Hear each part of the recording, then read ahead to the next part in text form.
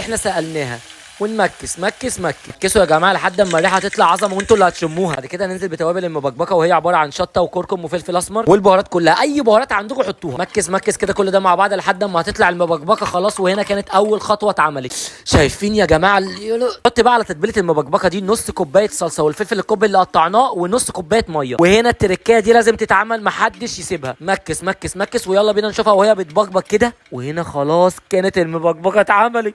بصوا البكبكه يا جماعه، نغطيها ونسيبها شويه. بعد كده ننزل بالمكرونه اللي احنا سالناها.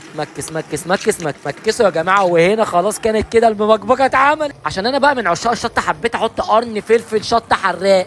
بك اغرف يا باشا وبألف هنا وشفا على قلبك. وهنا الصراحه كنت خايف اكل اول معلقه منها عشان كانت سبايسي بطريقه مش طبيعيه. ابتديت اكل اول معلقتين كده كانوا في حته تانية، والصراحه قلت اكمل الطبق ولازم نجرنش جنبيها بحبه خيار حبه طماطم اي حاجه بقى انتوا بتحبوها. عارفين اللي ما جربهاش ما اكلش مكرونه في حياته. ما تنسوش لايك.